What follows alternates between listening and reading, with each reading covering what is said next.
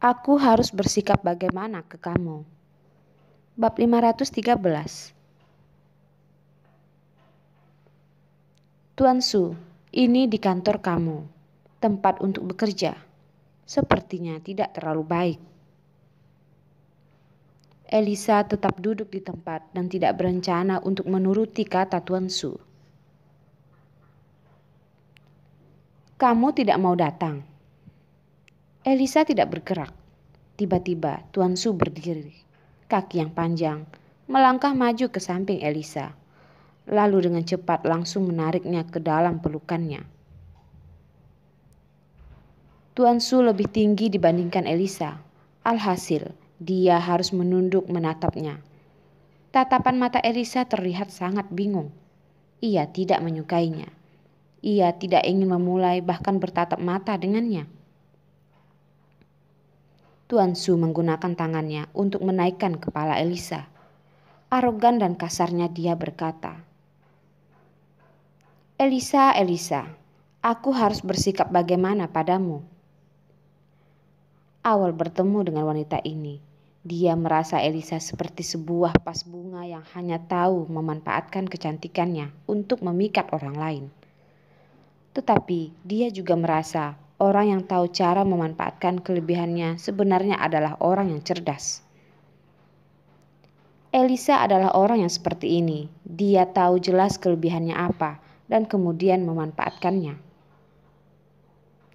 Lagi pula, setelah dia melihat sisi lain Elisa, di kehidupannya yang kesusahan, pasti akan banyak orang lebih memilih untuk mati dan mengakhiri semuanya.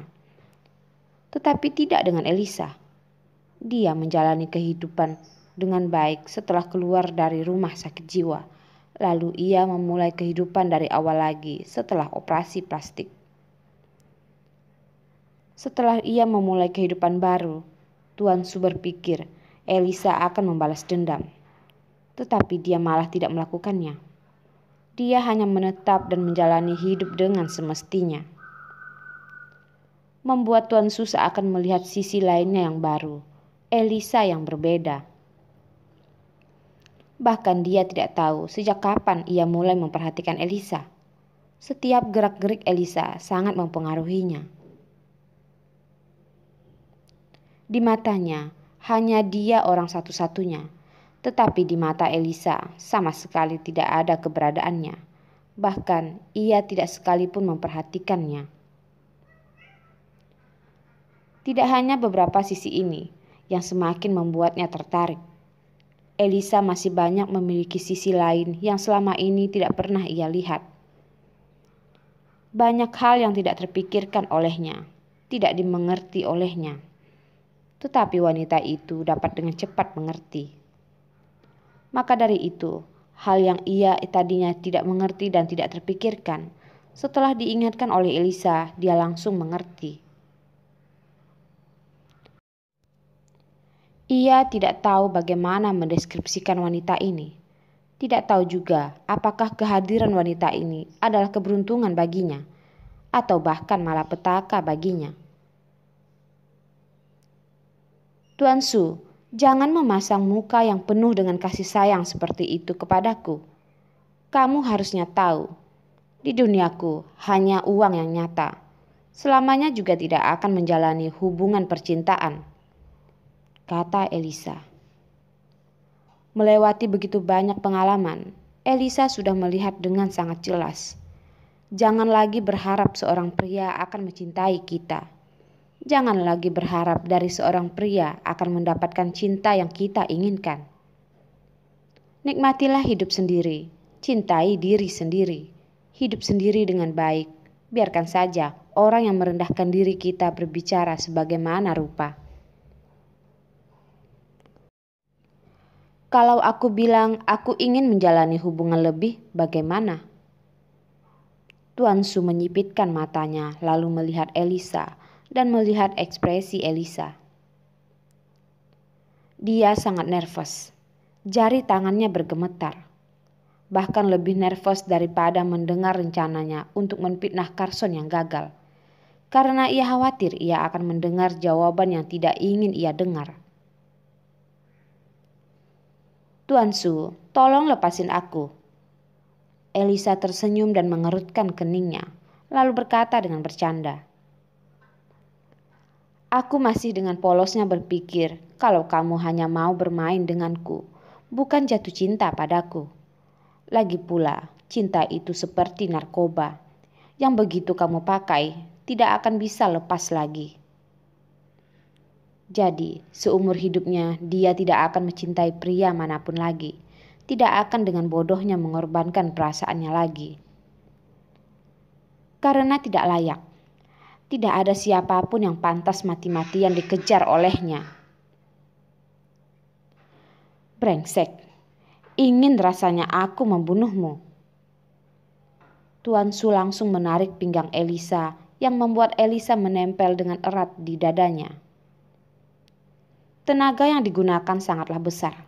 Ketika Elisa menempel di tubuhnya, ia sama sekali tidak bisa bergerak. Ketika mereka menempel menjadi satu, seakan seperti satu orang, Elisa bahkan bisa merasakan darah Tuan Su yang panas. Kedua tangan Elisa pelan-pelan memegang lembut dari bahu hingga ke bagian dada Tuan Su dengan senyum yang menawan dan menggoda. "Tuan Su, gak kelihatan ya kalau kamu suka tipe yang begitu unik, menyukai wanita yang seperti aku." "Diam." Tuan Su menyumpal mulutnya agar dia tidak dapat melanjutkan pembicaraannya. Setiap kali mendengar Elisa sedang menghina dirinya sendiri, setiap kali melihat dia tertawa paksa, Tuan Wiradinata ingin sekali mematahkan lehernya. "Tuan Su, kamu juga tidak mau mendengar kebenarannya." Elisa tersenyum renyah dan terlihat bola matanya yang bersinar-sinar. Tidak tahu sejak kapan ia sudah terbiasa untuk tidak merespon orang dengan lemah lembut lagi, untuk membohongi orang. Tetapi tidak peduli ia ketemu masalah seperti apapun, ia akan tetap menjalaninya walaupun harus dengan rasa keberatan. Karena dia tahu, di dunia ini selain dirinya sendiri, tidak ada lagi orang yang menyayanginya. Dia hanya sendiri, hanya ingin hidup lebih baik, hanya mengandalkan dirinya sendiri. Karena tidak lagi bisa mengandalkan orang lain. "Sialan, aku suruh kamu diam, kamu malah tidak menanggapinya." Tuan Su menundukkan kepalanya dan mencium Elisa dengan sangat kasar. Ciumannya liar, arogan dan kasar, seperti ingin menghisap nyawa Elisa. Elisa mencoba untuk memberontak, tetapi dia dibekap dengan sangat erat tanpa ada sedikit kelonggaran. Tangan Tuan Su mulai meraba dari bawah baju Elisa lalu ke bagian punggungnya. Lalu ia sedikit menundukkan kepalanya dan berbisik halus di sebelah telinga Elisa. "Elisa, kalau kamu membujukku, aku akan menyayangimu dengan sepenuh hati dan tidak akan membiarkan orang lain untuk menyakitimu." Elisa membasahkan bibirnya.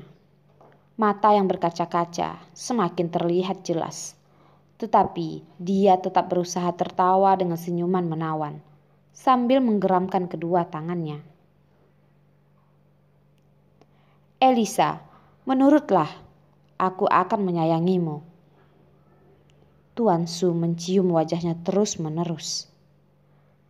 Kemeja Elisa yang berantakan membuat nafsu seseorang semakin meningkat. Elisa tertawa. "Tuan Su, aku sudah lembut bagaikan air jernih.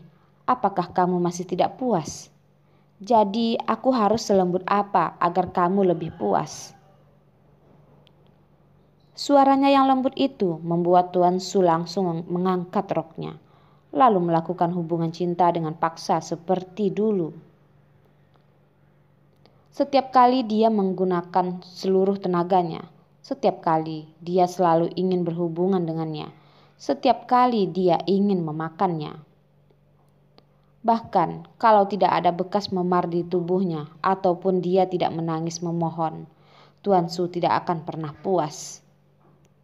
Lalu kali ini ia harus menelan rasa kekecewaan.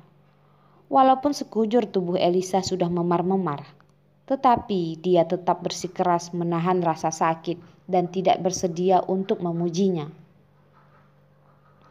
Elisa mengepalkan kedua tangannya.